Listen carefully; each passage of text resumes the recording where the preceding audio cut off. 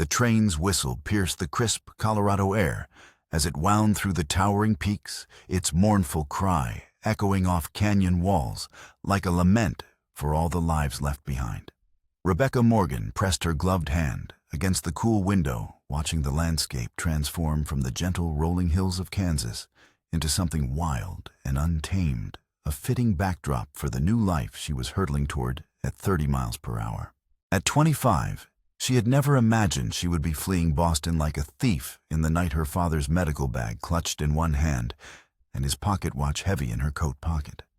The gold timepiece bore an inscription that had puzzled her since childhood: "To Henry Morgan, for services rendered with honor." 1863. Her father had always been evasive about its origins, claiming it was a gift from a grateful patient. Now, with Henry Morgan dead these past 6 months and his medical practice dissolved to pay his debts, the watch was all she had left of the man who had been her world. The rhythmic clacking of wheels against track had lulled other passengers into afternoon slumber. But Rebecca remained alert, her mind churning with memories she'd tried to bury. Her father's final weeks had been a nightmare of creditors and consequences. The prestigious Dr. Henry Morgan, once the most sought-after surgeon in Boston, had died penniless, his fortune lost to gambling debts she'd never suspected existed.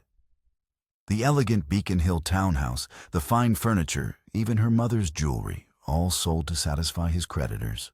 The advertisement had seemed like providence when she'd found it in the Western matrimonial newspaper. "Respectable merchant in Silver Creek, Colorado, seeks educated Eastern lady for marriage and companionship. References required. Transportation provided."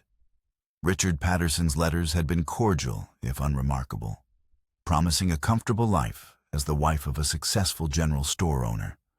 More importantly, he'd offered escape from the whispers that followed her through Boston society, the knowing looks that suggested she must have known about her father's gambling, must have been complicit in his deception.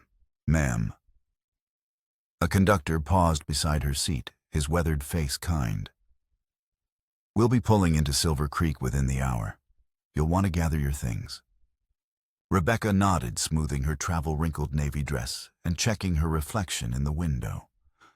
Dark hair, severely pinned green eyes that her father had always said reflected her stubborn Irish grandmother, and a face that, while not beautiful, was pleasant enough.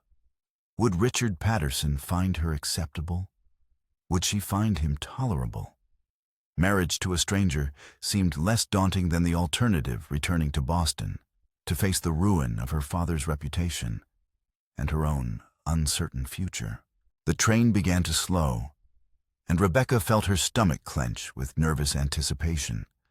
Through the window, she could see Silver Creek taking shape, a collection of false-fronted buildings clustered around a main street, with scattered homesteads dotting the valley beyond.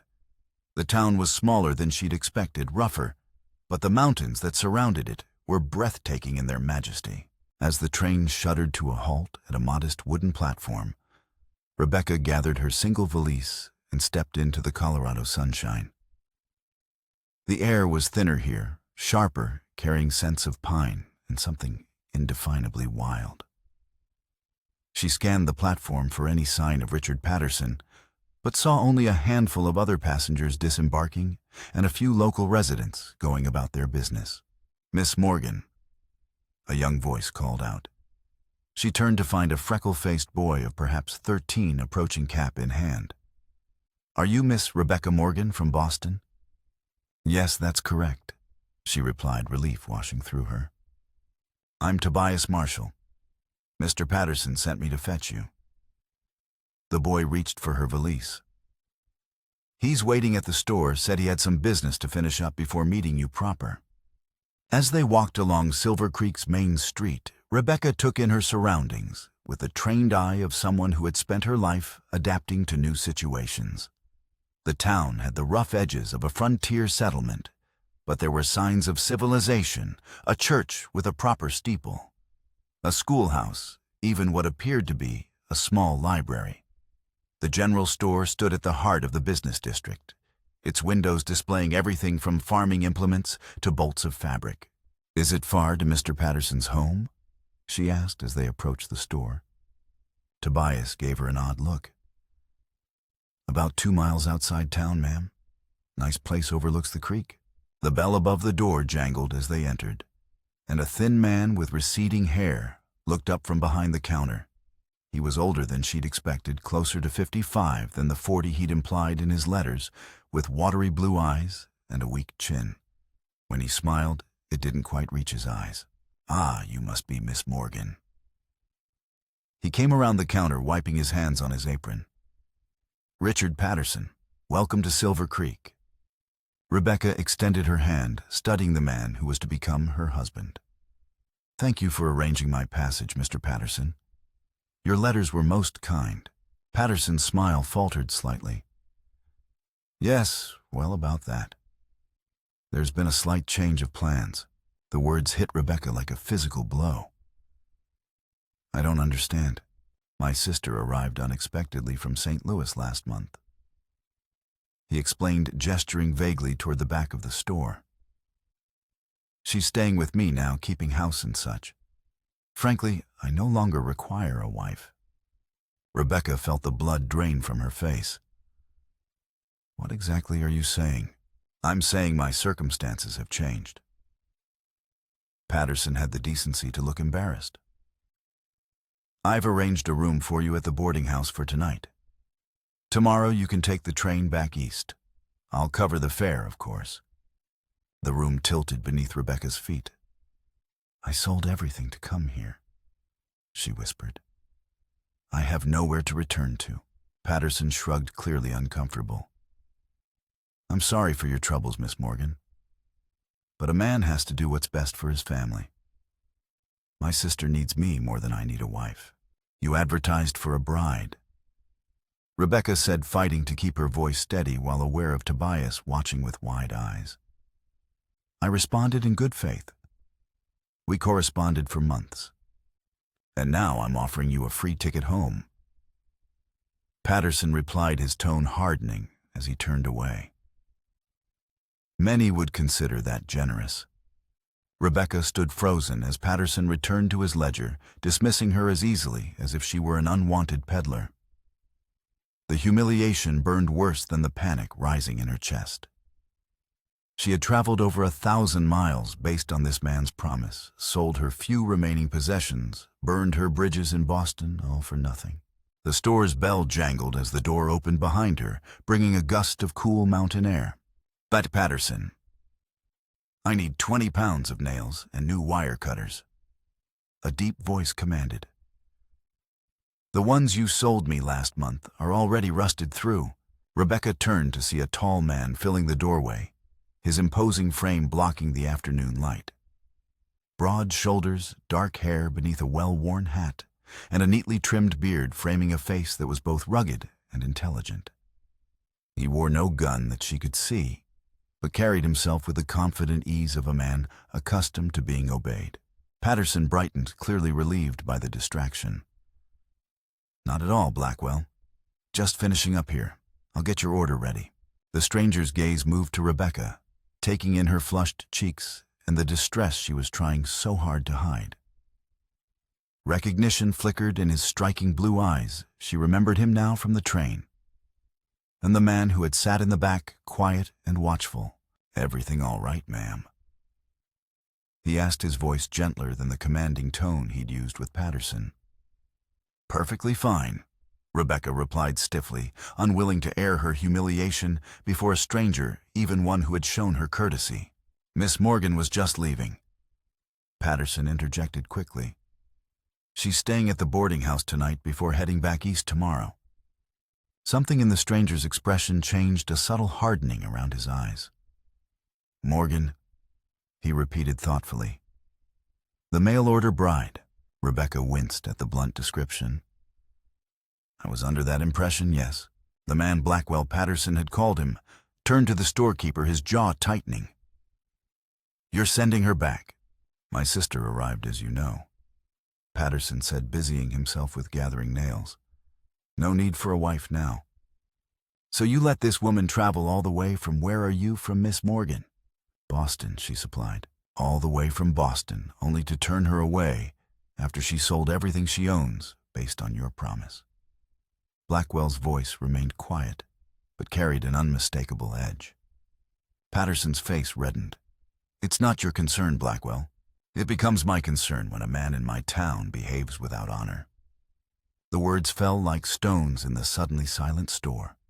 Rebecca watched the exchange with growing fascination. Who was this man who spoke with such authority, who made Richard Patterson cower like a scolded child? I'm sending her back in good faith. Patterson protested, his voice taking on a wheedling quality. First-class ticket. Blackwell's attention returned to Rebecca, studying her with those penetrating blue eyes. She lifted her chin, refusing to be cowed by his scrutiny, and something like approval flickered across his features. Miss Morgan, he said suddenly, are you still interested in remaining in Silver Creek? Rebecca blinked in surprise. I came here with that intention, yes. Then I'd like to offer an alternative to returning east. He removed his hat, revealing thick, dark hair threaded with premature silver. My housekeeper left 3 weeks ago to care for her sick mother. My ranch needs someone to manage the household. I'm offering you that position with fair wages for 3 months. If at the end of that time you wish to return east, I'll pay your fare. If you choose to stay in Silver Creek, you'll have had time to meet other potential suitors. Rebecca stared at him, searching for deceit in his expression, but finding only straightforward honesty. You would hire me as your housekeeper without references. You were acceptable as Patterson's wife without him meeting you. Blackwell pointed out, a faint smile touching his lips. I figure that's reference enough for housekeeping. Besides, I'm a fair judge of character, Miss Morgan. You strike me as someone who doesn't give up easily. Patterson sputtered in protest. Now see here, Blackwell. I believe Miss Morgan can make her own decisions, Blackwell said without looking at him. Rebecca's mind raced. The offer was unexpected, but not unwelcome. It would give her time to consider her options, to learn about this town before committing herself to anything permanent. And this man, while intimidating, had just stood up for her when no one else would. I accept your offer, Mr. Blackwell, she said firmly, though she felt compelled to add, though I should warn you that my housekeeping skills are limited. My strengths lie more in education and nursing. His eyebrows rose slightly. Nursing? I served as a nurse during the war, she explained, lifting her chin. Many in Boston society had deemed such work improper for a lady, but her father had taught her that saving lives was never improper. Something flickered across Blackwell's face, surprise perhaps, or recognition. That's a valuable skill in these parts, Miss Morgan. He turned to Tobias, who had been watching the exchange with fascination. Take Miss Morgan's bag to my wagon instead. As Patterson reluctantly filled Blackwell's order, Rebecca felt some of her composure returning. This wasn't how she had imagined her arrival in Silver Creek, but perhaps it was better. At the very least, she would have 3 months to prove her worth, not as someone's reluctant bride, but as her own person. When they stepped outside, Blackwell helped her into his wagon with a gentle hand that belied his strength. As they pulled away from the general store, Rebecca caught several townspeople watching with open curiosity. They'll talk, Blackwell observed, following her gaze. What will they say? She asked. He glanced at her, his blue eyes crinkling slightly at the corners. They'll say Sawyer Blackwell just claimed Richard Patterson's mail-order bride for himself. His expression grew serious. But you should know, Miss Morgan, that while you're under my roof, you'll be treated with nothing but respect. I believe you, she said, surprised to realize it was true. And please call me Rebecca. Rebecca. He repeated her name, sounding different in his deep voice. Welcome to Silver Creek. As the wagon rolled out of town toward the open country beyond, Rebecca felt something she hadn't expected, a flicker of hope. Perhaps her new life in the West wasn't going to be what she had planned, but it might just be what she needed.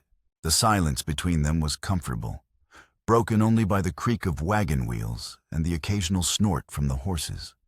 Rebecca studied her unlikely rescuer from the corner of her eye. Sawyer Blackwell sat tall in the driver's seat, his profile strong against the backdrop of mountains. There was a stillness about him that suggested a man comfortable with silence. Yet the slight tension in his shoulders hinted at unspoken burdens. "That was quite impressive what you did on the train," she said finally. "Where did you learn to fight like that?" Sawyer's hands tightened briefly on the reins. "The war teaches a man many things. You served in the Union Army." He nodded once. 6th Connecticut Infantry, then transferred to a special unit, ended as a captain. His jaw clenched slightly. "Left that life behind when I came home." Rebecca sensed there was much more to the story, but she didn't press. "My father was an army surgeon," she offered instead. "He taught me everything I know about medicine." Sawyer glanced at her with renewed interest. "Dr. Henry Morgan." Rebecca started surprised. "Yes. Did you know him?" For a moment, something like recognition flickered in Sawyer's eyes, but it vanished as quickly as it had appeared. "The name sounds familiar. Many doctors served. Perhaps our paths crossed." Before Rebecca could press further, Sawyer gestured toward the horizon. "There it is. Blackwell Ranch." The property sprawled across the landscape, much larger than Rebecca had anticipated. As they crested a hill, she gasped at the sight of the main house, a substantial 2-story structure built of sturdy logs with a wide porch wrapping around the front. Several outbuildings dotted the property, and in the distance, a large barn stood sentinel over corrals filled with horses and cattle. "It's beautiful," she said honestly. Sawyer's expression softened with evident pride. "My father started with nothing but 100 acres and a dream. When he died 7 years ago, he left me 5,000 acres and some of the best cattle bloodlines in Colorado." He guided the wagon toward the house. "It's a good life, but a demanding one." "How many people work here?" "I have 6 full-time ranch hands, plus James Miller, my foreman. During roundup and branding, we hire on extra help." He pulled the wagon to a stop near the front porch. "The house has been neglected since Mrs. Finch left." Rebecca suppressed a smile at his obvious discomfort with domestic matters. "I'm not afraid of hard work, Mr. Blackwell." "Sawyer," he corrected, jumping down and coming around to help her. His hands spanned her waist as he lifted her effortlessly to the ground. For a moment they stood close enough that she could smell the leather and sun-warmed cotton of his shirt, see the fine lines around his eyes that spoke of years spent squinting into bright mountain sunshine. "I'll show you inside," he said, stepping back and clearing his throat. The interior of the house was spacious, but showed clear signs of bachelor living. Dishes were stacked haphazardly in the kitchen sink. Boots and coats had been discarded by the door, and a thin layer of dust covered most surfaces. Still beneath the neglect, Rebecca could see quality furnishings and thoughtful design. "Your room will be upstairs, first door on the right," Sawyer said, leading the way up a broad staircase.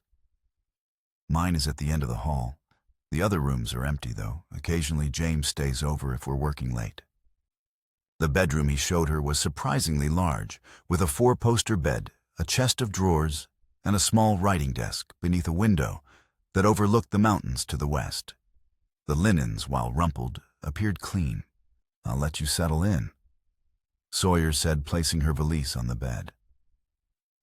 "Supper's usually at 6, but given the circumstances, don't worry about cooking tonight. I can manage."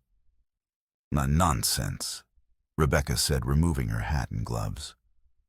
"I'll need to familiarize myself with the kitchen anyway. Just give me half an hour to freshen up." A look of respect crossed his face. "As you wish. I'll be in the barn if you need anything." Once alone, Rebecca sank onto the bed at the events of the day catching up with her. She had arrived expecting to be a wife by nightfall, and instead found herself employed as a housekeeper to one of the most intriguing men she'd ever met. Yet there was something about Sawyer Blackwell that inspired trust, despite his reserved exterior. She unpacked her few belongings, changed into a simpler dress, and tied an apron around her waist. Determined to make a good impression, she made her way to the kitchen to assess what she had to work with. The pantry was surprisingly well stocked with staples, flour, sugar, coffee, and canned goods. She found potatoes, onions, and even some carrots in a root cellar, accessed through a trap door in the kitchen floor. A smokehouse behind the kitchen contained several hams and sides of bacon. By the time Sawyer returned, Rebecca had prepared a simple but hearty meal of fried ham, potatoes, and biscuits. She'd also managed to clean the kitchen to a reasonable standard, the copper pots now gleaming in the lamplight. Sawyer stopped in the doorway, his expression one of pleasant surprise. "It smells like my mother's kitchen in here. I hope that's a compliment," Rebecca said, placing the last of the biscuits in a cloth-lined basket. "The highest," he assured her, moving to wash his hands at the pump. She was the finest cook in 3 counties. They ate at the large kitchen table, the silence initially awkward, but gradually easing into something more comfortable. Sawyer ate with the appreciation of a man accustomed to his own cooking, which Rebecca took as a compliment. "Tell me about Boston," he said as they finished their meal. Rebecca described her life there, her father's position as a surgeon and professor at Harvard Medical School, their small but comfortable home, the libraries and lectures she had enjoyed. She skimmed over the financial ruin that had followed his death, but Sawyer seemed to understand what she left unsaid. "And what made you answer Patterson's advertisement?" He asked, his blue eyes intent on her face. She considered deflecting but decided on honesty. Necessity primarily, but also a desire for something different. My life in Boston was prescribed. The daughter of a professor destined to marry another academic, or perhaps a doctor. She met his gaze directly. After my father died, I realized how little I had chosen for myself. Coming west was my choice, even if the circumstances were not ideal. Sawyer nodded slowly. "The West is good for reinvention. Most folks here don't much care where you came from, only what you make of yourself now." "And what about you?" she asked. "Have you always been a rancher?" A shadow crossed his face. "I was away for a time. Fought in the war when I was barely 20. Saw things no man should see." His voice grew distant. "Came back changed like we all did. But the ranch was still here, and the land." He gestured vaguely toward the window. "It has a way of healing a man." Rebecca understood he was sharing something deeply personal, a gift of trust she hadn't expected so soon. "I'm sorry for what you endured," she said softly. He shrugged, the vulnerability disappearing behind his usual reserve. "It was a long time ago." He stood gathering their plates. "I usually make a round of the property before turning in. Will you be all right here alone?" "Of course. I have plenty to keep me occupied." She gestured to the kitchen, which still needed considerable attention. "Don't work too late," he cautioned. "Dawn comes early on a ranch." After he left, Rebecca finished cleaning the kitchen, making mental lists of what needed to be done in the coming days. The house was large but manageable with systematic attention. She had just decided to retire when a knock at the back door startled her. A middle-aged man with graying hair stood on the porch, hat in hand. One sleeve of his shirt hung empty, pinned neatly at the shoulder, a war injury she surmised. "Evening, ma'am. James Miller. I'm the foreman here." "Rebecca Morgan." She introduced herself. "Please come in, Mr. Miller." He stepped inside, his weathered face, curious but kind. "Boss told me about the situation in town. Wanted to make sure you were settling in all right." His concern touched her. "That's very thoughtful. I'm doing fine, thank you." James nodded, clearly assessing her. "Mrs. Finch was with the boss for 15 years. Left big shoes to fill." "I understand. I don't intend to replace her merely to help while I'm here." Something in her response seemed to satisfy him. "Good to hear. Ranch this size needs a woman's touch, but it also needs someone who understands what we do here. He gestured toward the door. If you need anything, my cabin's just beyond the bunkhouse. The boys won't bother you none. Sawyer runs a tight ship, but holler if you have any trouble. After he left, Rebecca made her way upstairs, bone-tired but oddly content. Through her bedroom window, she could see Sawyer's tall figure moving across the yard, lantern in hand, checking on his land before retiring. There was something reassuring about his vigilance, his clear commitment to his responsibilities. As she prepared for bed, Rebecca realized that for the first time since her father's death, she felt safe. This day had not gone as planned, not remotely, but perhaps Providence had a different path in mind for her. With that comforting thought, she slipped into a dreamless sleep. The next few days established a rhythm to life at the Blackwell Ranch. Rebecca rose before dawn to prepare breakfast for Sawyer and any hands who happened to be working nearby. The men ate heartily, their appreciation for her cooking evident in clean plates and mumbled thanks. After they departed for the day's work, she turned her attention to the house. Room by room, she battled dust and disorder, discovering in the process a home that had once been lovingly maintained. Behind the neglect, she found quality furnishings, family photographs, and small touches that spoke of the woman who had raised Sawyer, a handmade quilt here, a collection of pressed wildflowers there. On her fourth day, while cleaning what appeared to be a study, she discovered a bookshelf filled with classics, Shakespeare, Dickens, Twain, and many others. She was running her fingers along the spines when Sawyer's voice startled her. "My mother's collection," he said from the doorway. "She taught at the local school before marrying my father." Rebecca turned a copy of Pride and Prejudice in her hands. "She had excellent taste. She would have liked you," he said, the comment seeming to surprise even him. He quickly changed the subject. "I came to tell you I'm riding out to the north pasture. Won't be back until after dark. I'll keep a plate warm for you," she promised. He nodded, hesitating as if he wanted to say more, then departed with a touch to the brim of his hat. As the days passed, Rebecca found herself watching for these brief interactions and these glimpses of the man beneath the rancher's stern exterior. She learned that he had a dry sense of humor, a profound respect for the land, and an unwavering sense of justice. The ranch hands spoke of his fairness as an employer and his skill with horses. Even in town, where she occasionally accompanied him for supplies, people treated him with a deference that went beyond his status as a major landowner. By the end of her second week, the house was transformed. Windows sparkled, floors shone, and fresh-cut wildflowers brightened the tables. She'd even tackled the neglected garden, coaxing vegetables from the fertile soil with daily attention. The only room that remained untouched was the locked one at the end of the upstairs hallway.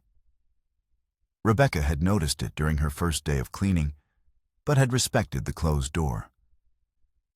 Whatever secrets Sawyer kept behind it were his business, not hers. It was there, passing that mysterious door on her way to dust the guest rooms, that Rebecca first heard the sound, a low, anguished cry that raised the hair on her arms. She froze, listening. It came again, followed by words she couldn't quite make out. Hesitantly, she approached the door. "Mr. Blackwell, Sawyer, are you all right?" No response came, but the troubled sounds continued. Concern overriding propriety, Rebecca tried the handle. To her surprise, it turned easily. The room beyond was spartanly furnished, a narrow bed, a desk covered with papers, and walls adorned with maps marked with incomprehensible notations. Sawyer lay tangled in the bed sheets, his face contorted in what could only be a nightmare. Sweat dampened his shirt, and his hands clutched at the covers as if they were a lifeline. "Jefferson," he muttered, his voice raw with pain. "No. Henry Morgan, you promised." Rebecca's heart stopped at the sound of her father's name. She moved swiftly to Sawyer's side, placing a gentle hand on his shoulder. "Sawyer," she called softly, "wake up. You're dreaming." He jerked awake, his hand shooting out to grasp her wrist with bruising force. For a terrifying moment, his eyes were unseeing, the eyes of a soldier still fighting a war long ended. "It's Rebecca," she said calmly, despite the racing of her heart. You're safe. You're at the ranch. Recognition slowly dawned in his eyes. He released her wrist as if burned shame replacing the fear on his face. I'm sorry, he said hoarsely, sitting up and running a hand through his disheveled hair. I didn't mean to, did I hurt you? Rebecca rubbed her wrist but shook her head. No harm done. I should have knocked louder. Sawyer swung his legs over the side of the bed, his breathing still uneven. What time is it? Just past noon. You came in late last night and said you'd rest before the afternoon ride. She hesitated, then asked, do the nightmares come often? His jaw tightened. Often enough.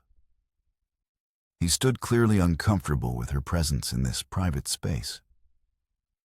I appreciate your concern, but I'm fine now. Rebecca knew dismissal when she heard it, but something, perhaps her medical training, perhaps simple human concern, made her press on.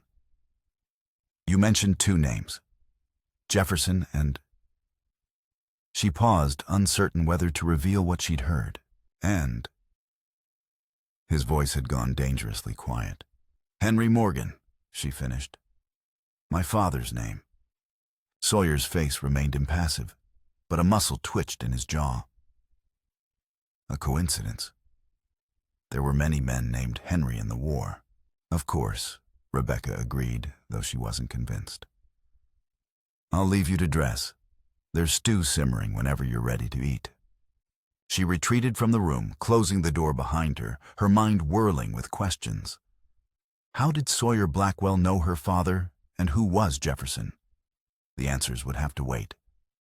But as Sawyer emerged half an hour later, dressed for riding and clearly intent on pretending the incident had never occurred, Rebecca knew that somehow her father was part of what haunted this complex man's dreams.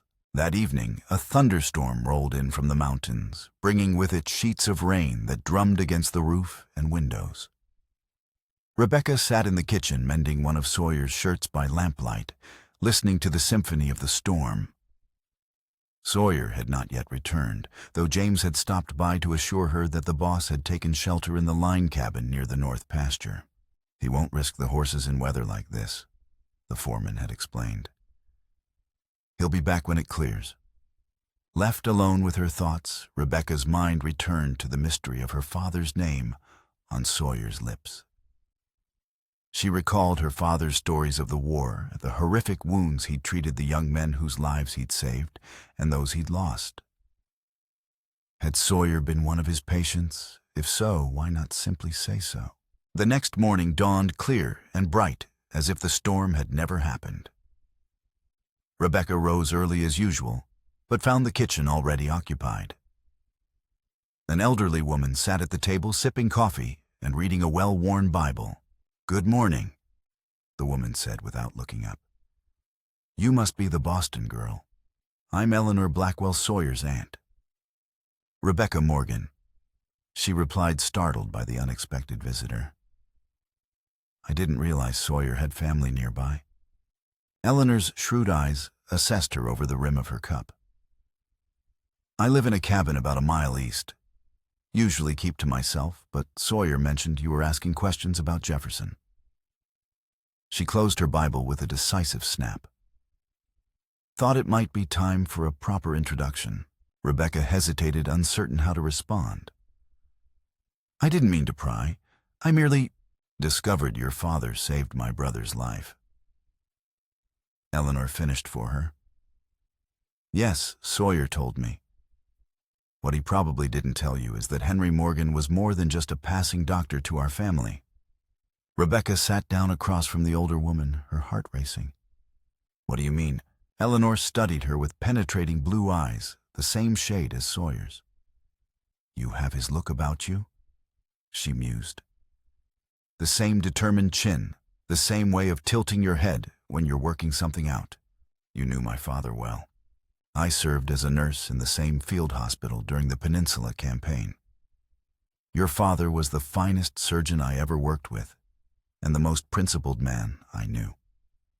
Eleanor's weathered hand closed over Rebecca's, which made the accusations all the harder to bear. Accusations. Rebecca echoed, a chill running down her spine. Eleanor nodded gravely. After the mining accident, when your father saved Jefferson, there was talk of impropriety. Gold went missing from the mine, a significant amount. Some said Henry took it as payment for his services. Rebecca recoiled as if slapped. That's preposterous. My father would never. Of course he wouldn't. Eleanor agreed calmly. Those of us who knew him understood that. But Victor Caldwell needed a scapegoat, and an outsider made a convenient target. The mine owner from the article, Rebecca recalled. He's still here, isn't he? The banker now. The same. A powerful man who's only grown more so over the years. Eleanor's expression darkened. He drove your father out of town with those accusations. No one dared stand against him, not even Jefferson, who owed Henry his life. The revelation hit Rebecca like a physical blow. Her father had never mentioned Silver Creek or any scandal involving stolen gold. But it would explain why he had sometimes woken in the night, troubled by dreams he wouldn't discuss, not unlike Sawyer's nightmares. Is that why Sawyer reacted so strongly when I mentioned my father's name? She asked quietly. Eleanor sighed. Sawyer carries the weight of his father's silence. Jefferson never forgave himself for not defending Henry more vigorously. He believed your father was innocent, but feared Caldwell's retribution if he spoke up. And now Sawyer has brought Henry Morgan's daughter to his home. Rebecca murmured, beginning to understand the complex web she had stumbled into. Was it coincidence? The older woman's eyes glinted. My nephew doesn't believe in coincidence, child. When he saw your name on Patterson's bride list, he made inquiries, confirmed you were Henry's daughter before he ever set foot in that store. Rebecca felt as if the floor had dropped away beneath her. Are you saying he orchestrated Patterson's rejection, that this was all some elaborate plan to bring me here? I'm saying Sawyer Blackwell has carried his father's guilt like a stone around his neck for 20 years. When Providence delivered Henry Morgan's daughter to Silver Creek, he saw an opportunity to perhaps right an old wrong. Eleanor rose from the table, her movements surprisingly spry for her age. What he plans to do with that opportunity, I couldn't say. Sawyer keeps his own counsel, always has. She moved toward the door and then paused.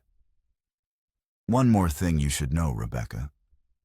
Victor Caldwell has been trying to buy this ranch for years.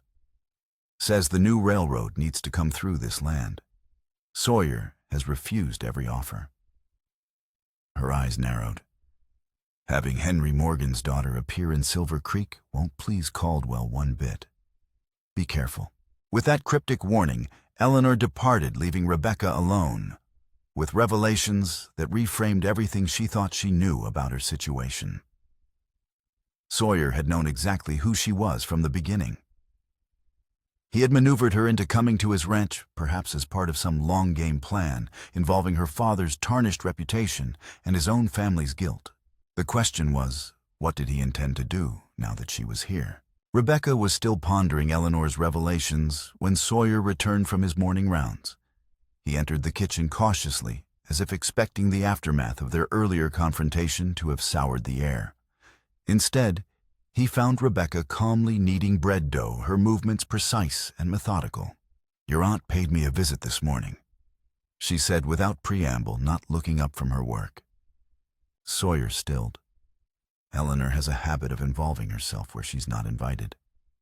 She told me about the accusations against my father. Rebecca punched the dough with perhaps more force than necessary. And about your father's silence. He moved to the sink, washing his hands with deliberate care. Eleanor talks too much. Or perhaps you talk too little. She finally looked up, meeting his gaze directly.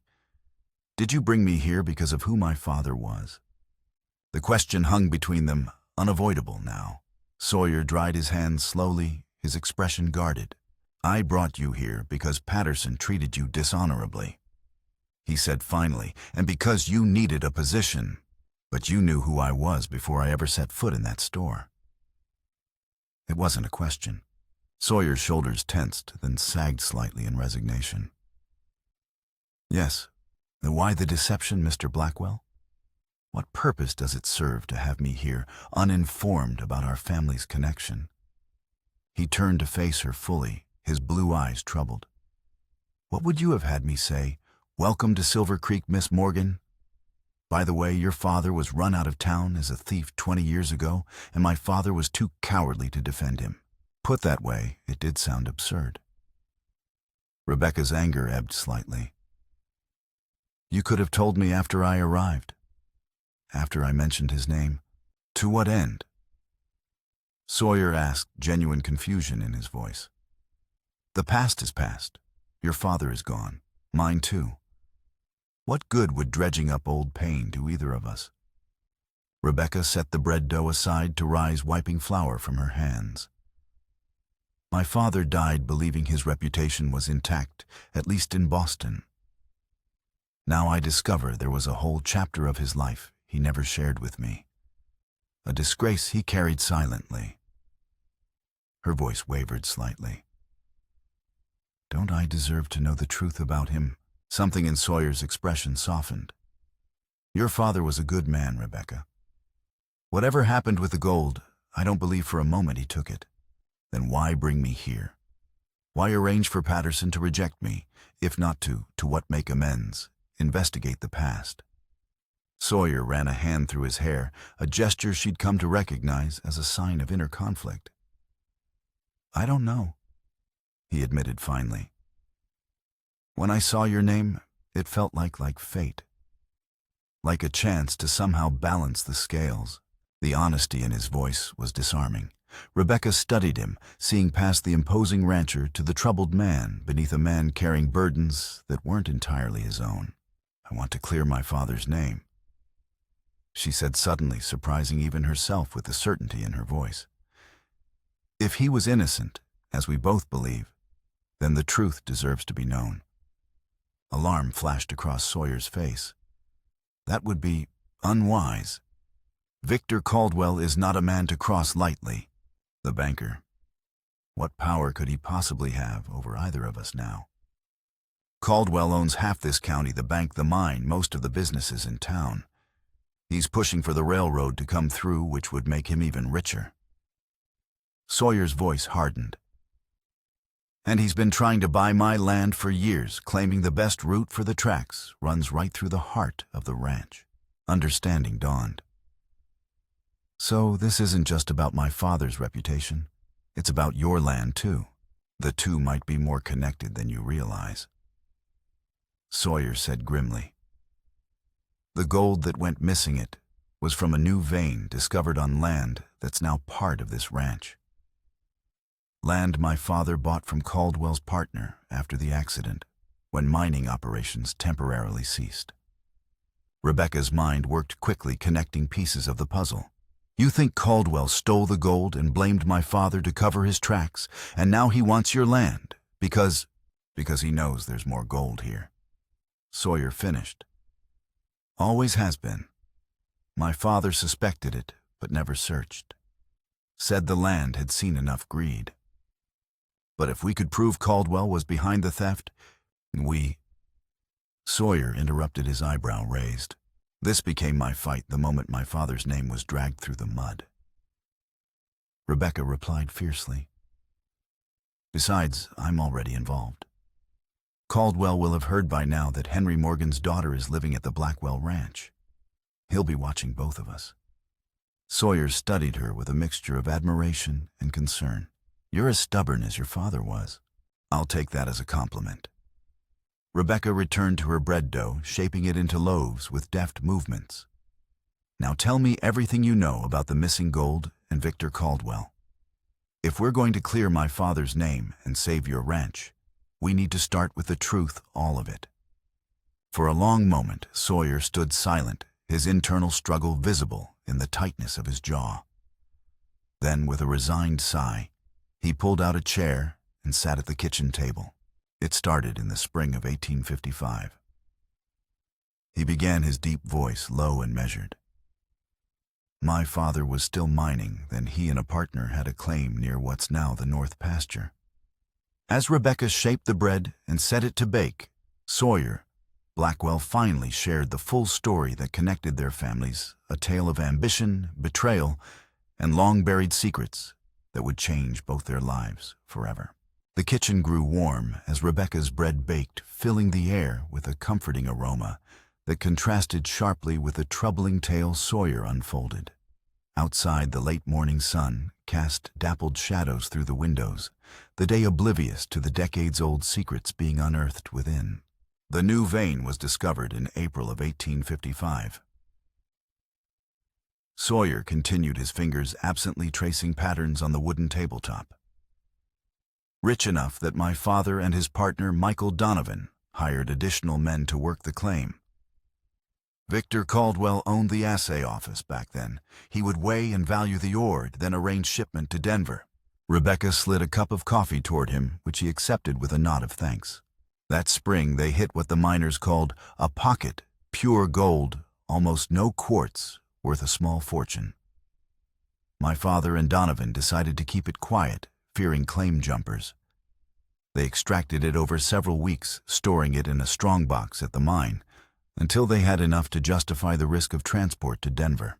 And that's when the accident happened, Rebecca asked, sitting across from him. Sawyer nodded grimly. May 15th.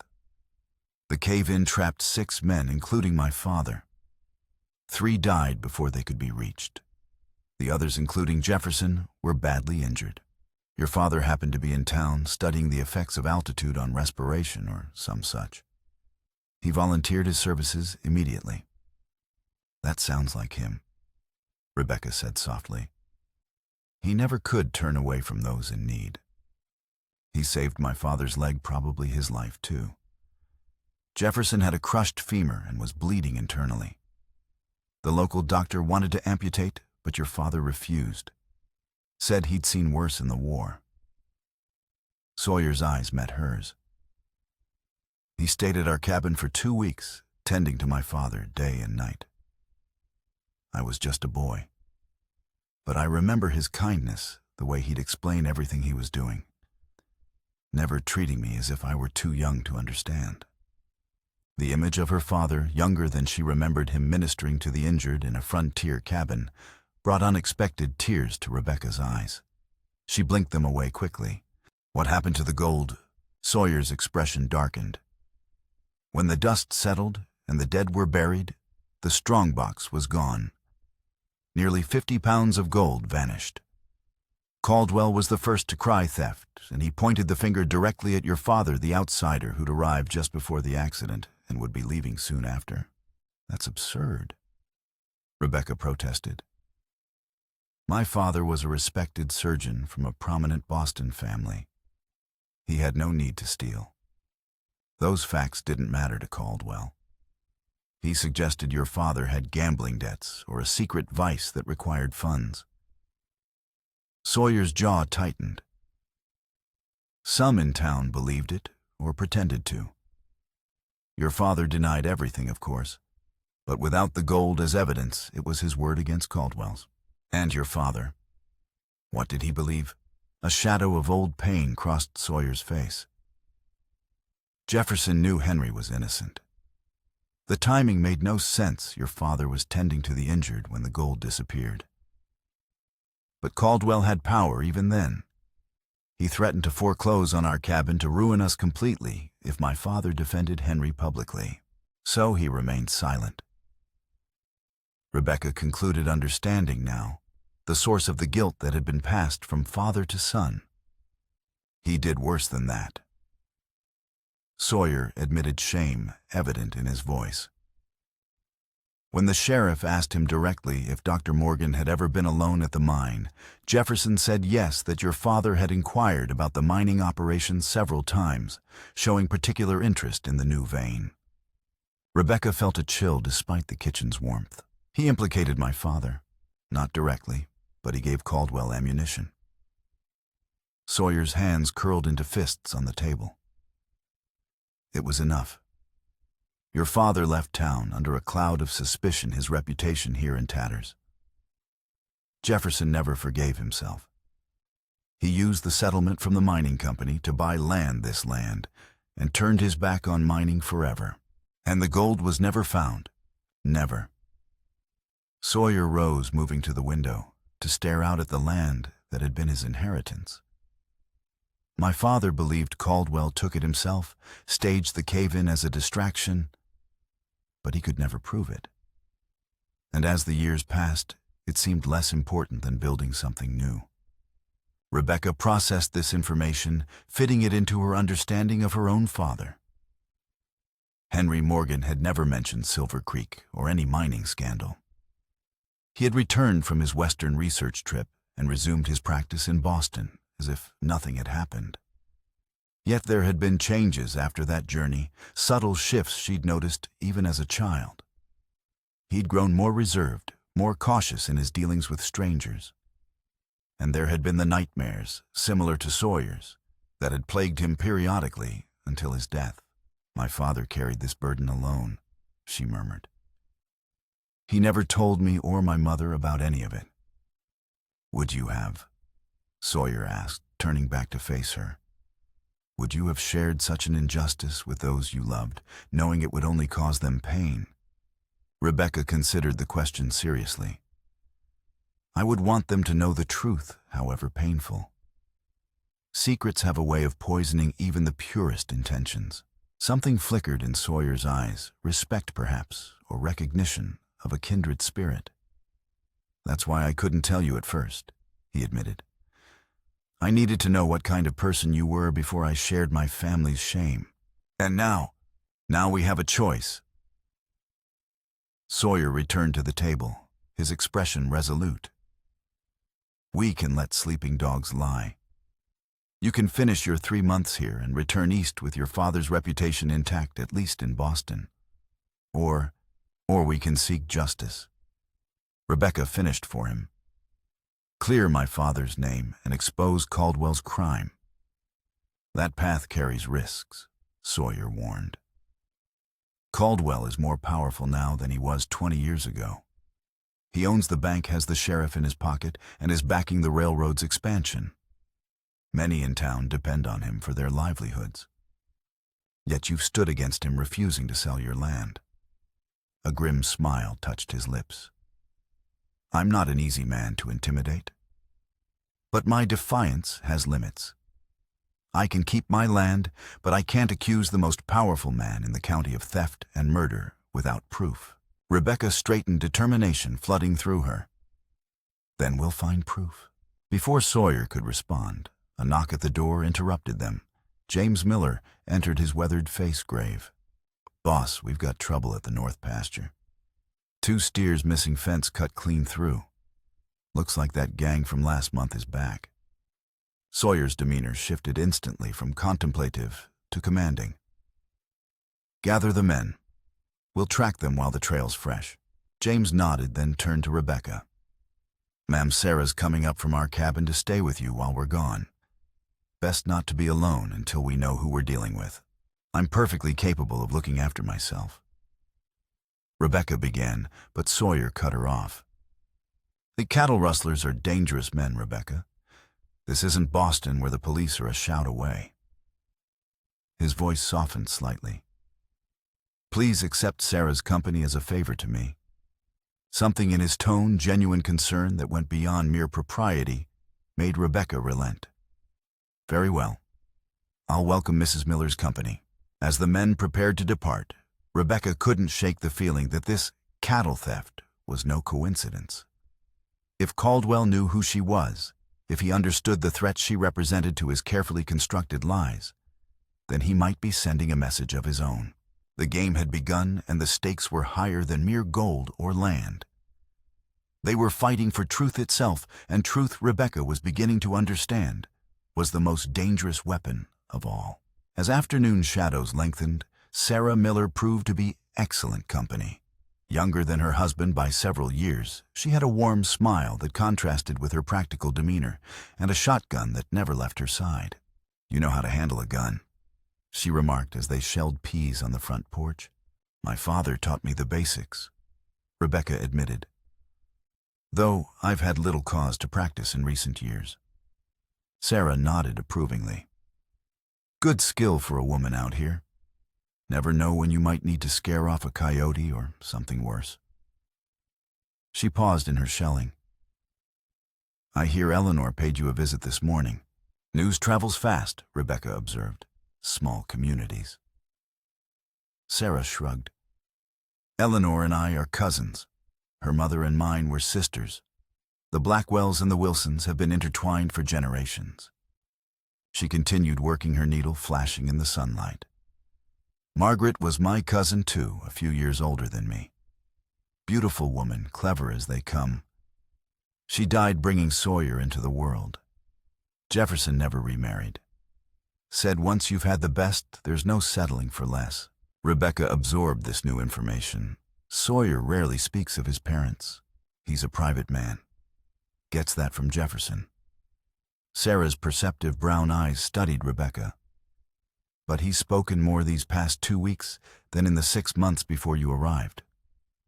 We've had much to discuss, Rebecca said carefully, unsure how much Sarah knew about the connections between their families. I'd say so. Sarah's smile held a hint of mischief. Eleanor says you're Henry Morgan's daughter. Rebecca nodded, increasingly unsurprised by how freely information flowed among Sawyer's inner circle. Did you know my father as well?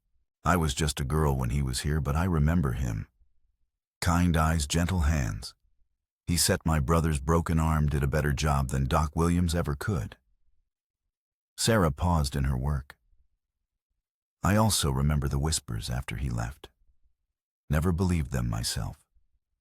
About the gold, Sarah nodded. Victor Caldwell has been poisoning this town for decades. First with his lies, then with his money. He's the one who pushed for the saloons and gambling houses that have given Silver Creek its rough reputation, yet no one stands against him. Sawyer does. Sarah's voice held unmistakable pride. He's the only landowner who's refused to sell when Caldwell came knocking with railroad money. Says this land is his legacy, and no amount of cash can replace what it means to him. Rebecca glanced out at the vast expanse of the Blackwell Ranch, the rolling pastures, the distant mountains, the clear creek that wound its way through the property. It was beautiful in a wild, untamed way that spoke to something deep within her. I can understand that, she murmured. Some things have value beyond price. Sarah's eyes narrowed slightly. Just be careful, Rebecca. Challenging Caldwell is dangerous, more so now that the railroad's coming. There's money at stake, and men like him will do anything for money. I'm beginning to understand that. Rebecca replied, thinking of the cave-in that had killed 3 men and nearly taken Sawyer's father as well. Their conversation was interrupted by the sound of approaching riders.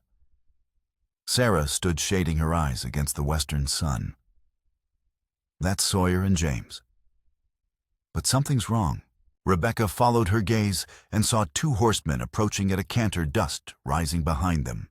Even at a distance, she could see something was amiss. Sawyer was supporting his right arm against his chest, and a dark stain colored his sleeve. She was on her feet instantly, medical instincts taking over. He's injured. By the time the men reached the house, Rebecca was waiting at the hitching post, her father's training asserting itself in her calm demeanor despite her racing heart. He's just a graze, Sawyer said before she could ask, dismounting stiffly. Bullet caught my arm when we cornered the rustlers.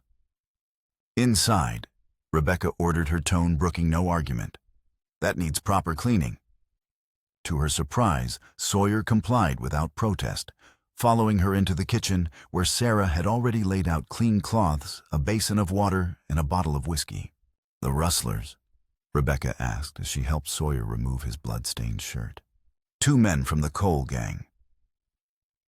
James answered, accepting a cup of coffee from his wife. Same ones who tried to rob your train. We recovered the steers, but they got away after we exchanged fire. Rebecca examined the wound, a deep furrow across Sawyer's upper arm, where a bullet had gouged the flesh without embedding itself. Painful, certainly, but not life-threatening if properly treated. "You're fortunate," she said, beginning to clean the wound with practiced efficiency. "Another inch to the left, and we'd be digging a bullet out of you." "Not my first bullet wound," Sawyer replied, watching her work. "I can see that," Rebecca said, noting the puckered scar on his shoulder, an old injury that had healed poorly. "This will need stitches to close properly." "Do what you must." Rebecca worked methodically, first cleaning the wound thoroughly, then sterilizing her needle with the flame from an oil lamp. Sarah provided an extra pair of hands, passing supplies as needed, while James recounted the confrontation with the rustlers. "Strange thing is, they weren't heading for the border like usual," the foreman said, frowning. "They were driving those steers toward town, toward Caldwell's property, if I had to guess." Sawyer's eyes met Rebecca's briefly, a silent communication passing between them. "Not the first time Caldwell's had dealings with the Cole brothers," he said. "They've done his dirty work before." "You think he sent them to steal your cattle?" Rebecca asked, carefully placing her first stitch. To his credit, Sawyer barely flinched. "I think it's a message. A reminder that he can touch what's mine whenever he pleases. Because you won't sell. Because he knows who you are." Sawyer's jaw clenched. Word travels fast in a small town. Tobias Marshall was asking questions at the saloon yesterday, wanting to know if anyone remembered a doctor named Morgan from years back. "Tobias." Rebecca paused in her stitching. "The boy who met me at the station," James nodded. "He runs errands for half the town, including Caldwell. Smart kid hears everything." "So Caldwell knows Henry Morgan's daughter is staying at the Blackwell Ranch," Sarah concluded. "And he's sending a warning. One I don't intend to heed," Sawyer said grimly. Rebecca resumed her stitching, her movements precise, despite the gravity of the conversation. "These rustlers, the Cole brothers, they're the same men who tried to rob the train." "The very same," James confirmed. "Led by Frank Cole, meanest outlaw in 3 counties. They usually stick to train robberies and stagecoaches, but they'll turn their hand to anything for the right price." A thought occurred to Rebecca. "The cave-in that injured your father, could men like the Coles have caused it?" Sawyer's eyes narrowed thoughtfully. "It's possible. The official story was structural failure, but my father always believed it was deliberate. If Caldwell wanted the gold for himself, he'd need someone to do his dirty work, someone expendable with no connection to him. Outlaws would fit the bill." James agreed. Though proving any connection after 20 years would be nearly impossible. Rebecca applied a clean bandage to Sawyer's arm, her touch gentle despite the clinical precision of her work. "Not necessarily impossible," she murmured. "Every crime leaves evidence, if one knows where to look." Sawyer studied her face, something like admiration kindling in his eyes. "You sound like your father now." He had the same determined look when faced with a difficult case. Rebecca felt a flush of pride at the comparison. "He taught me to be thorough and observant. Details matter whether you're diagnosing an illness or solving a mystery." "Well, this mystery will have to wait until morning," Sarah interjected practically. "You men need food and rest, and Rebecca's been working all day." As James and Sarah departed for their cabin, Rebecca found herself alone with Sawyer in the quiet house. He sat at the kitchen table, a glass of whiskey untouched before him, his wounded arm held carefully against his body. "Oh, how's the pain?" she asked, clearing the last of the dishes. "Manageable," he replied, though the tightness around his eyes suggested otherwise. "You have a skilled touch. Learned from your father?" Rebecca nodded, taking a seat across from him. "He believed everyone in the family should have basic medical training. Said you never knew when it might save a life. Wise man." Sawyer finally took a sip of his whiskey. "I owe you an apology, Rebecca." She raised an eyebrow, surprised. "For what?"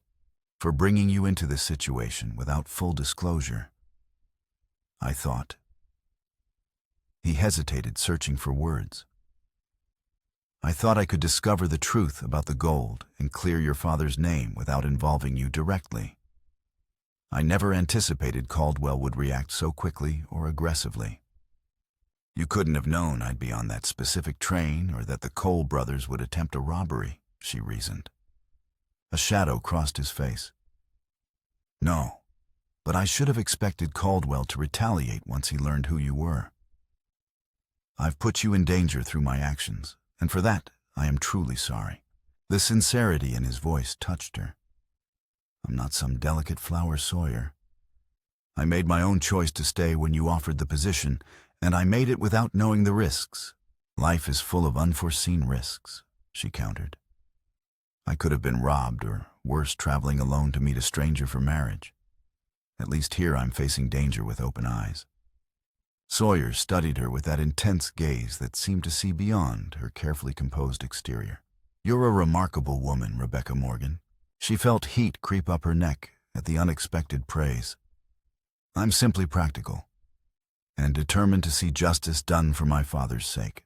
And if pursuing that justice puts you in further danger, then we'll face that danger together, she said without hesitation. Unless you're suggesting I pack my bags and flee at the first sign of trouble.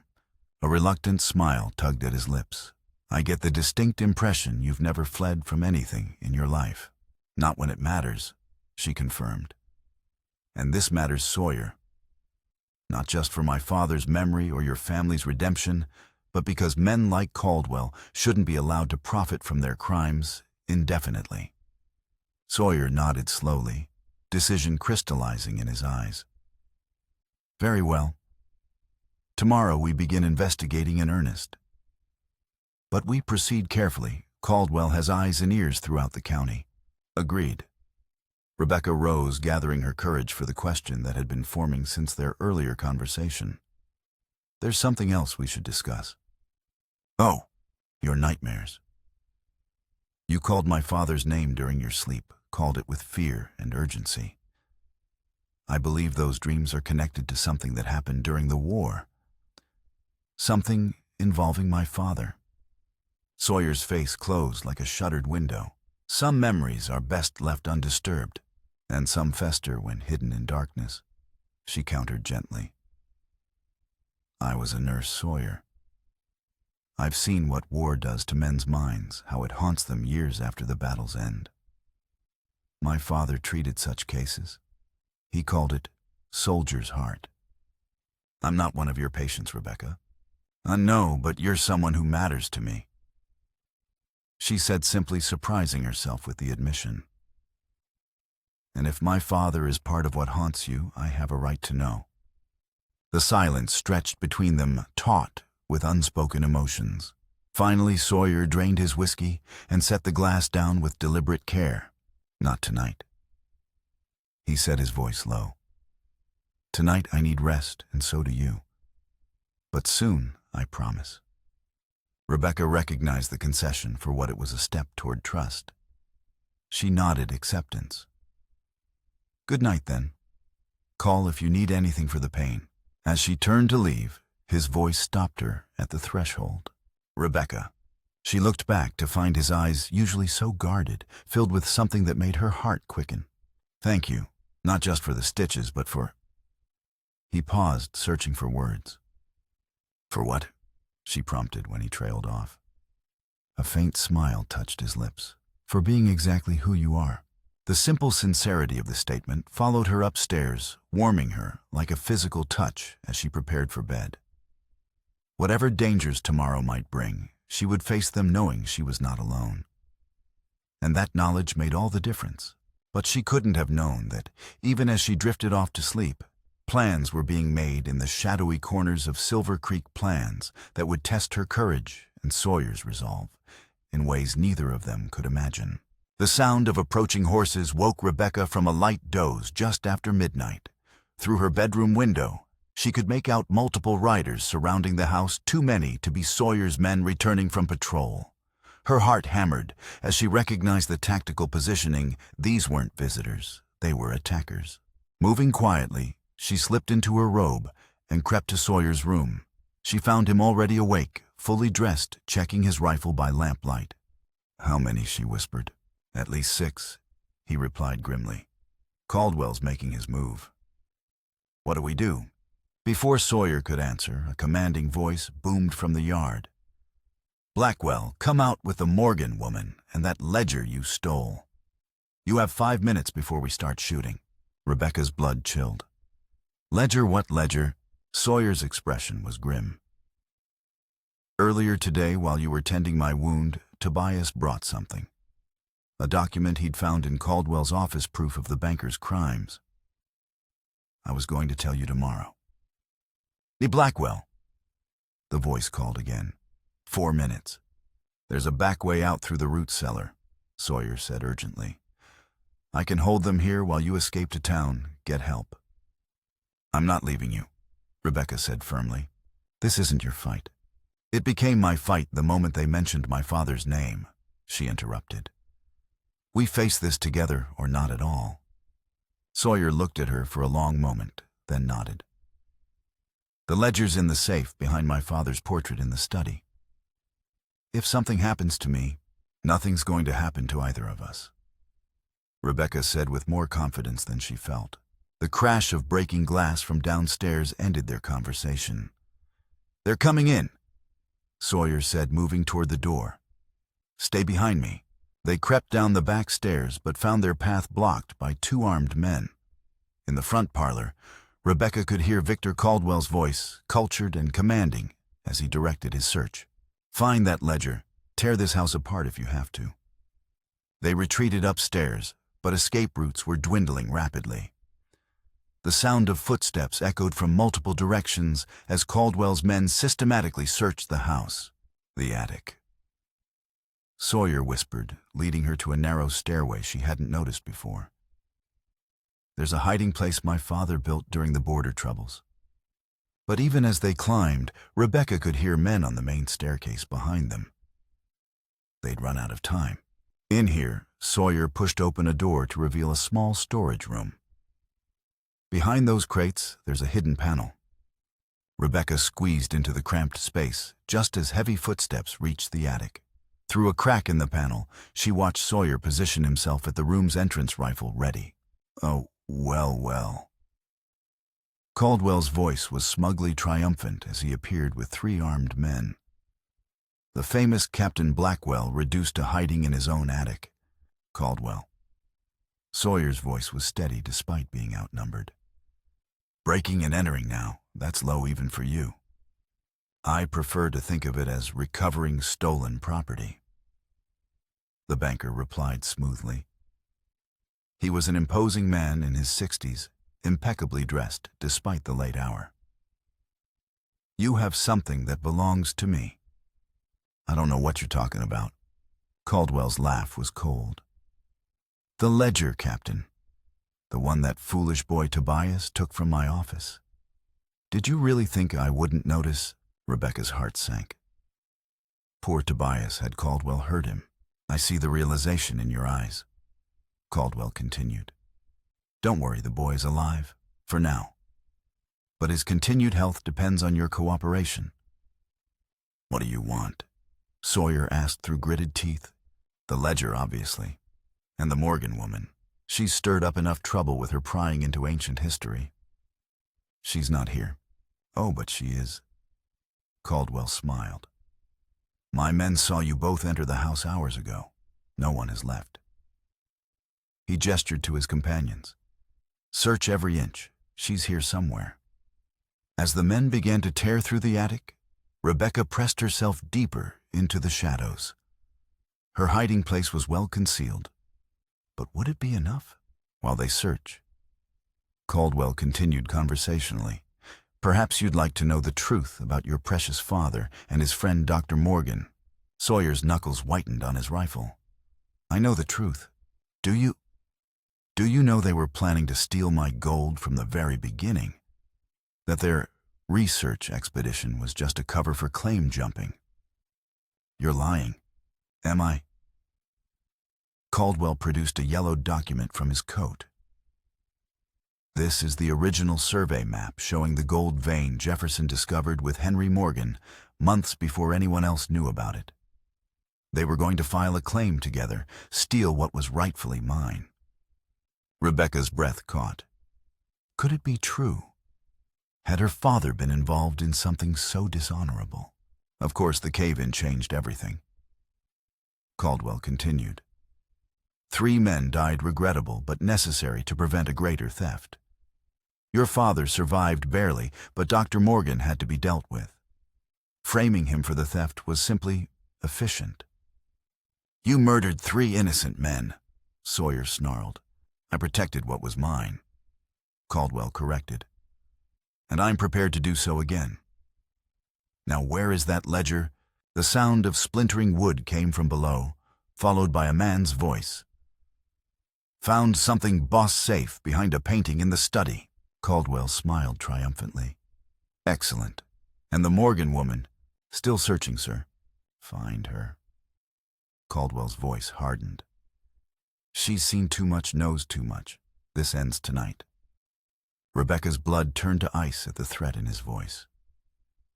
She watched as Caldwell's men forced Sawyer downstairs at gunpoint, leaving her alone in the darkness. She had to do something, but what one woman against 6 armed men seemed hopeless odds. Then she remembered her father's medical bag still in her room. If she could reach it, perhaps she could find some way to help. Moving as quietly as possible, she slipped from her hiding place and crept back downstairs. The house was in chaos, furniture, overturned papers, scattered men's voices echoing from every room. She made it to her bedroom, undetected, and quickly retrieved the medical bag, her mind racing through its contents. Laudanum, morphine, scalpels, tools that could be weapons in the right hands. A crash from the study told her they'd broken into the safe.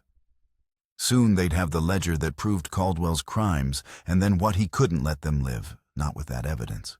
Rebecca crept toward the study medical bag in hand and peered around the corner. Caldwell held the leather-bound ledger, his face triumphant in the lamplight. Sawyer knelt in the center of the room, hands bound behind his back, blood trickling from a cut on his temple. 20 years. Caldwell mused, flipping through the pages. 20 years I've worried about this surfacing. Jefferson was clever to hide it so well. My father hid it to protect his family, Sawyer said through gritted teeth. He knew you'd kill anyone who could expose your crimes. Your father was a coward. Caldwell replied coldly. He could have been rich beyond imagination if he'd worked with me instead of against me. Instead, he chose silence and shame. He chose honor over gold, something you wouldn't understand. Caldwell backhanded Sawyer across the face, the crack echoing in the room. Honor doesn't put food on the table or buy railroad stock. Your father died a fool just like Dr. Morgan. My father died peacefully in his bed. Sawyer spat. You're the one who'll die a fool. Did you really think you could murder half the county and never face consequences? I've faced no consequences for 20 years, Caldwell replied smugly. And after tonight, there'll be no one left to accuse me. He turned to one of his men. Take this outside and burn it. Then search the house once more for the woman. This was Rebecca's chance. As the man carrying the ledger walked past her hiding place, she struck quickly, pressing a chloroform-soaked cloth over his nose and mouth. He collapsed silently, the precious ledger tumbling from his grasp. But her small victory was short-lived. Another of Caldwell's men spotted her from across the hall. There she is, he shouted, raising his gun. Rebecca dove, behind an overturned table, just as the bullet splintered the wood where her head had been. Shouts erupted throughout the house as the search focused on her location. Take her alive, Caldwell commanded. I want to know what else she's discovered before she dies. Rebecca clutched the ledger to her chest, her father's medical bag at her side. She was trapped, outnumbered, and running out of options. But she refused to give up, not when they were so close to exposing the truth. From the study came the sound of more violence, Caldwell taking out his frustration on Sawyer. Each blow made Rebecca's heart clench with fury and fear. She had to act, but how? Then she heard the distant sound of hoofbeats growing closer. Riders approaching fast. Too late she realized it might be more of Caldwell's men coming to ensure there were no witnesses to the night's work. But as the riders drew nearer, she heard a voice that made her heart leap with hope. "This is Marshal Thomas Grant. The house is surrounded. Come out with your hands up." Caldwell's curses echoed through the house as his carefully laid plans crumbled around him. The game had changed once again, but Rebecca wondered if help had arrived in time to save them, or if they were all walking into an even deadlier trap. The marshal's voice boomed across the yard again. "You have 60 seconds to release your hostages and surrender. My men have you surrounded." In the study, Rebecca could hear Caldwell cursing viciously as his carefully orchestrated plan fell apart. "How did they know?" he snarled. "Who warned them?" Maybe it was the same person who told them where to find your private records, came Sawyer's defiant voice, despite the pain in it. "You're not as clever as you think, Caldwell." Through the chaos, Rebecca heard the sound of men fleeing through the back of the house, some of Caldwell's hired guns abandoning their employer to save themselves.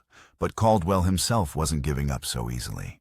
"If I'm going down," his voice carried clearly in the sudden quiet, "I'm taking you both with me."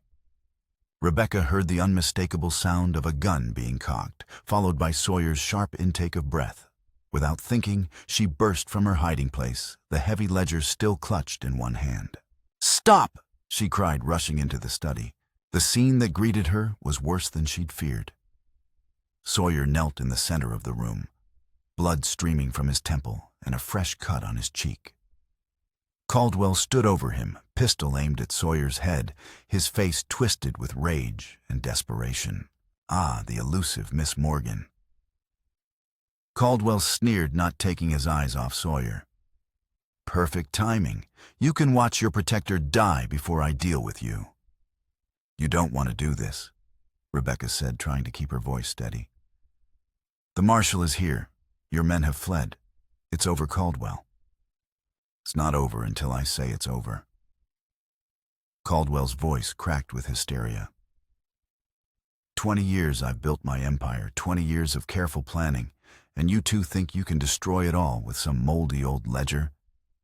The ledger that proves you murdered 3 innocent men," Rebecca said, holding up the book. "That shows how you stole the gold and framed my father. It's all here in your own handwriting." Caldwell's eyes flicked to the ledger, and for a moment, his gun wavered. "Give it to me. Now." "No." Rebecca's voice was firm. "This belongs to the marshal now." "Then you've just signed both your death warrants." Caldwell snarled, swinging the gun toward her. But Sawyer, despite his injuries and bound hands, wasn't finished fighting. With a desperate surge of strength, he threw himself sideways into Caldwell's legs, sending the banker stumbling. The gun discharged harmlessly into the ceiling as both men crashed to the floor. "Rebecca, run!" Sawyer shouted, struggling with Caldwell despite his restraints. Instead, Rebecca rushed forward, her father's medical training taking over. She found the bottle of laudanum in her bag, and as Caldwell wrestled to regain his footing, she grabbed a letter opener from the desk and struck him across the temple with the pommel. Not hard enough to cause permanent damage, but sufficient to daze him. As Caldwell swayed, she quickly splashed the laudanum into his face. He coughed and stumbled, giving Sawyer the chance to roll away from immediate danger. The front door burst open with a thunderous crash, and armed men in federal uniforms poured into the house. Leading them was a tall, stern-faced man with a marshal's badge prominent on his chest. "Well, nobody move." Marshal Grant commanded, his eyes quickly taking in the scene. "Mr. Blackwell, Miss Morgan, are you injured?" "Oh, we'll live," Sawyer managed, struggling to his knees as one of the deputies cut his bonds. "But Caldwell needs medical attention and a jail cell." As the deputies secured the dazed banker, Marshal Grant approached Rebecca. "Ma'am, I believe you have something that belongs in federal custody." With shaking hands, Rebecca handed over the ledger. "It's all there, Marshal. 20 years of evidence, the theft, the murders, the cover-up. All in his own handwriting." Grant flipped through the pages, his expression growing grimmer with each entry. "This is quite comprehensive. Where did you find it?" "Hidden in Caldwell's private vault." Sawyer replied, accepting help to his feet. "Along with the stolen gold, I'd imagine." "We'll search the bank at first light," Grant assured him. He turned to Rebecca with a look of respect. "Ma'am, I understand your father was Dr. Henry Morgan." "Yes, sir." "Then I'm pleased to inform you that based on the evidence in this ledger, all charges against your father will be officially cleared. His name will be fully restored with a formal apology from the territorial government."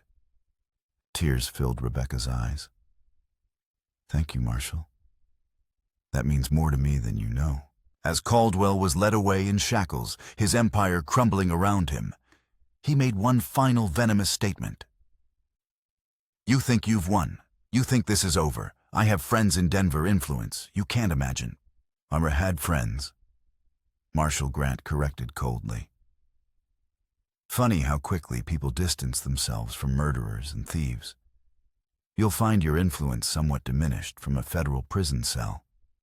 Caldwell's face went white as the full implications hit him. His life of power and privilege was over, replaced by the justice he'd evaded for 2 decades. After the prisoners were removed and statements taken, Rebecca and Sawyer found themselves alone in the damaged study. Dawn was breaking outside, painting the sky in shades of gold and pink. "Is it really over?" Rebecca asked, hardly daring to believe it. "It's over," Sawyer confirmed gingerly, touching the cuts on his face. "Your father's name is cleared, the gold will be returned to the victims' families, and Caldwell will spend the rest of his life in prison." Rebecca sank into a chair, exhaustion finally catching up with her. "I keep thinking about those 3 men who died in the cave-in. 20 years their families have lived without justice, but now they have it," Sawyer said gently, sitting across from her. "Thanks to your courage and determination." "Our courage," she corrected. "I couldn't have done this alone."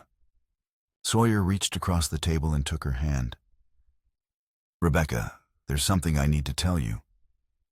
Something about the war, about your father." She squeezed his fingers encouragingly. "I'm listening." "I was captured at Cold Harbor in '64. He began, his voice low. "Spent 8 months in a Confederate prison camp.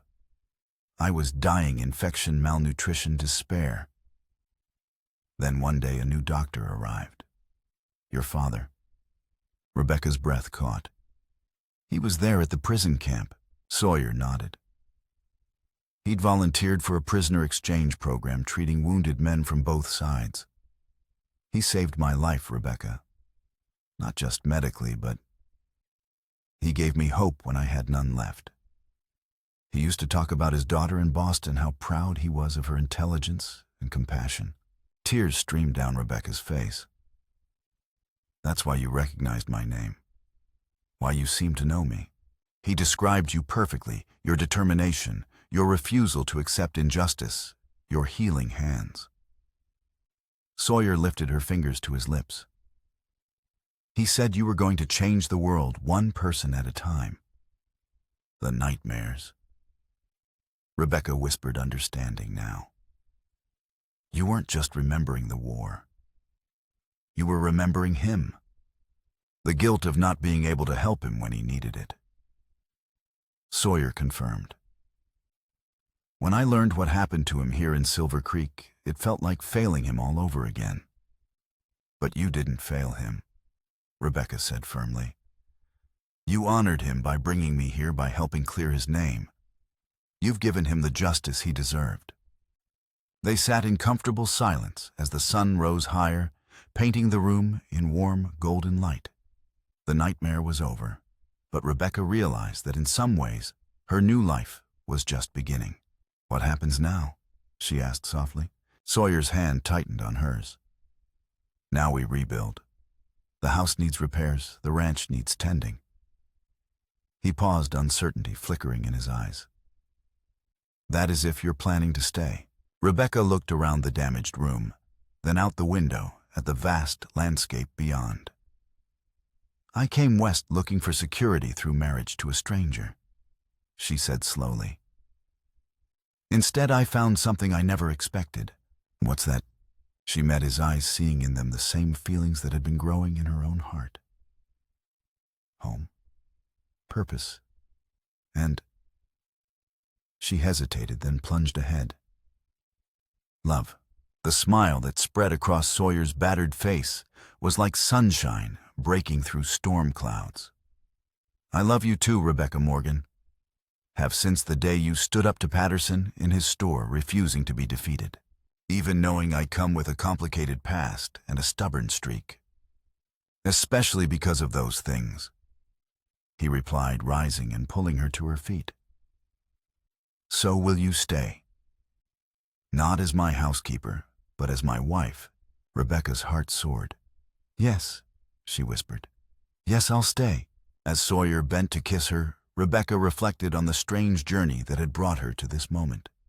She'd come to Silver Creek as a desperate mail-order bride, but she was staying as a woman who had found her true calling and the love of her life.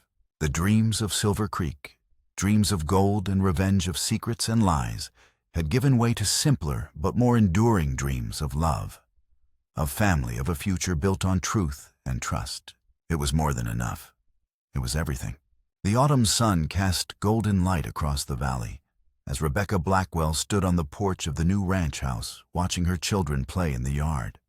8-year-old Henry, named for his grandfather, had his father's blue eyes and quiet strength, while 6-year-old Margaret, named for Sawyer's mother, possessed Rebecca's determined spirit and her grandmother's love of books.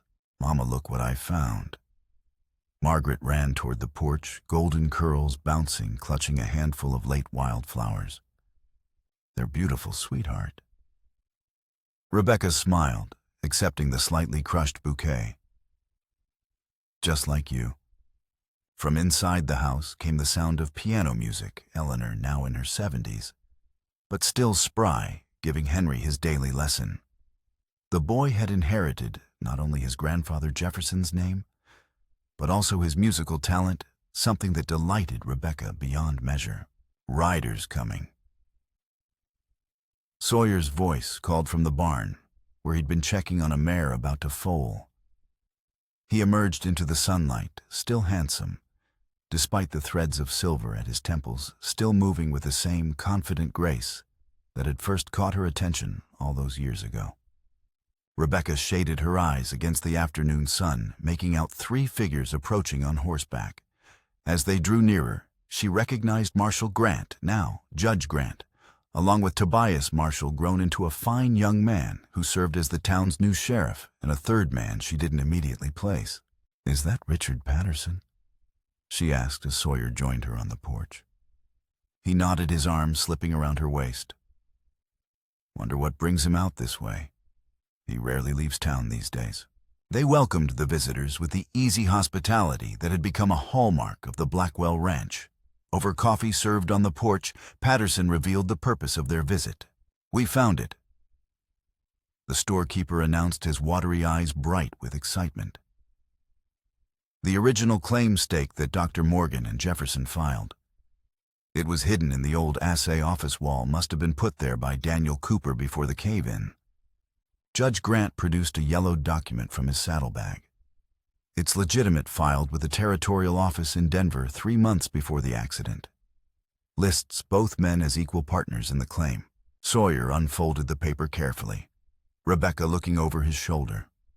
There, in faded ink, were the signatures of their fathers, side by side, on a document that proved what they had long known, that Henry Morgan and Jefferson Blackwell had been partners and friends, their dream of prosperity cut short by one man's greed. "What does this mean legally?" Rebecca asked, though the document's historical significance to their family far outweighed any practical considerations. "It means the northern section of your property where the gold vein runs officially belonged to both your fathers," the judge explained, "and by inheritance to both of you." Sawyer laughed softly. So we own it together twice over, once by marriage and once by inheritance. Fitting. Rebecca agreed, her fingers tracing the signatures that had brought them together across time and distance. Patterson cleared his throat awkwardly. There's something else. He reached into his pocket and withdrew a small object that gleamed in the sunlight. Found this among Cooper's effects as well. Thought you should have it. He placed it in Rebecca's palm, a gold pocket watch, its case dented, but the mechanism inside still ticking steadily after all these years. She opened it with trembling fingers to find an inscription she knew by heart. To Henry Morgan, for services rendered with honor. 1863. My father's watch.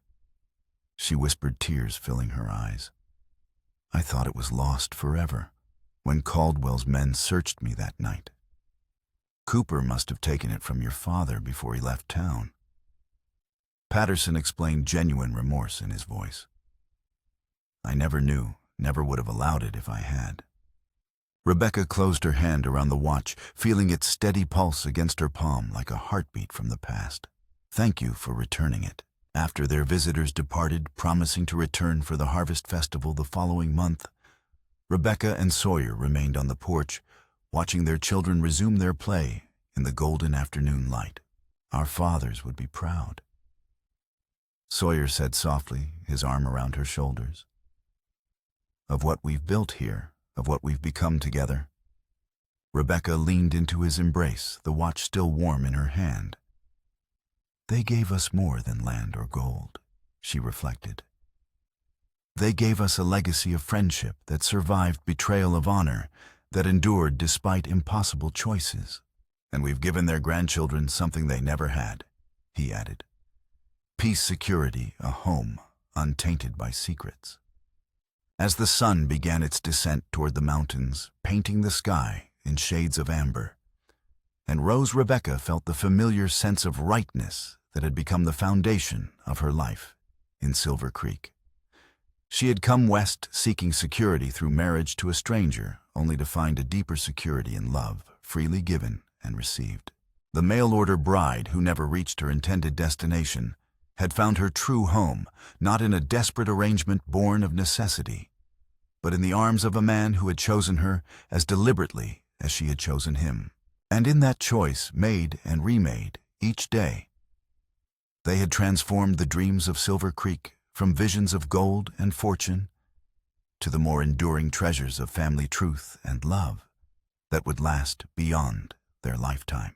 The watch ticked steadily in her palm, a reminder that time moves forward, carrying the past into the future through the choices we make and the love we share. In Silver Creek, justice had finally prevailed, and from the ashes of old betrayals, new dreams had taken root and flourished. Rebecca smiled, watching her children play in the fading light, knowing that whatever challenges tomorrow might bring, that they would face them together as a family, as partners in the truest sense, as the inheritors of a legacy that was worth more than all the gold in Colorado.